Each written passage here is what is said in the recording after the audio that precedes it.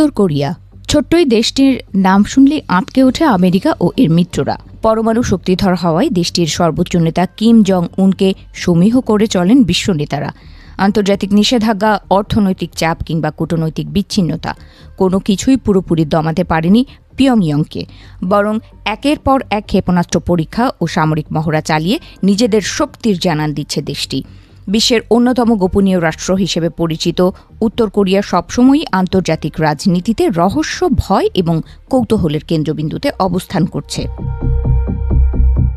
সম্প্রতি নিজেদের পরমাণু নীতি সংশোধন করেছে উত্তর কোরিয়া। এখন থেকে দেশটির নেতা কিম জং উনকে হত্যা করার চেষ্টা করা হলে বা কোনো বিদেশি হামলায় তিনি অক্ষম হয়ে পড়লে উত্তর কোরিয়া থেকে স্বয়ংক্রিয়ভাবে পরমাণু হামলা চালানো হবে। দ্য টেলিগ্রাফের প্রতিবেদন অনুযায়ী গত 22 মার্চ পিয়ংইয়ংয়ে অনুষ্ঠিত 15তম সুপ্রিম পিপলস অ্যাসেম্বলির প্রথম অধিবেশনে এই সাংবিধানিক সংশোধনী গ্রহণ করা হয়। বৃহস্পতিবার দেশটির পরমাণু নীতির এই পরিবর্তনে বিস্তারিত তথ্য জানিয়েছে দক্ষিণ কোরিয়ার national intelligence service NIS।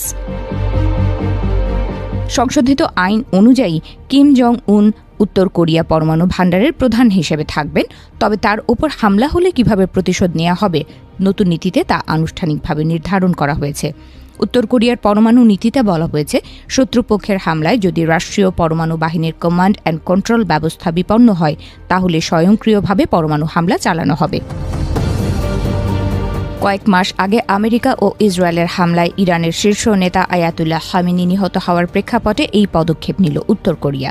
Kookmin বিশ্ববিদ্যালয়ের অধ্যাপক আন্দ্রেই ল্যাঙ্কভ বলেন, উত্তর কোরিয়ায় এই পরমাণু নীতি আগে থেকেই থাকতে পারে, তবে এখন সংবিধানে অন্তর্ভুক্ত করে এর গুরুত্ব বাড়িয়ে দেওয়া হয়েছে।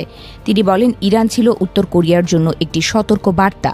উত্তর কোরিয়া দেখেছে ইরানের শীর্ষ নেতাদের ওপর আমেরিকা ও ইসরায়েলের হামলা কতটা কার্যকর ছিল, আর এ কারণে আগাম সতর্ক অবস্থান নিয়েছে উত্তর কোরিয়া। তবে ইরানের তুলনায় উত্তর কোরিয়া বিশ্বের অন্যতম বিচ্ছিন্ন দেশ। এ কারণে দেশটিতে এই ধরনের গোয়েন্দা অভিযান পরিচালনা করা অত্যন্ত কঠিন। বিদেশি কূটনীতিক, ত্রাণকর্মী বা ব্যবসায়ীদের ওপর সেখানে কড়া নজরদারি রাখা হয়। বিশেষজ্ঞরা বলছেন, ইসরায়েল যেভাবে হ্যাক করা ট্রাফিক ক্যামেরার মাধ্যমে ইরানি নেতাদের নজরদারি করেছিল, পিয়ংইয়ংয়ে তা সম্ভব নয়, কারণ সেখানে সিসিটিভি ব্যবস্থা সীমিত এবং ইন্টারনেট নেটওয়ার্ক অত্যন্ত নিয়ন্ত্রিত। কিম জং উন নিজেও অত্যন্ত কড়া নিরাপত্তায় চলাফেরা করেন। এছাড়া সাধারণত বিমান এড়িয়ে সাজোয়া ট্রেন ব্যবহার করেন। এদিকে সতর্কতা হিসেবে চিরবৈরী দক্ষিণ কোরিয়ার সীমান্তের কাছে নতুন দূরপাল্লার কামান ব্যবস্থা মোতায়েনের পরিকল্পনা করছে উত্তর কোরিয়া। দেশটির রাষ্ট্রীয় সংবাদ মাধ্যম KCNA জানিয়েছে, কিম সম্প্রতি একটি নতুন ধরনের 155mm সেলফ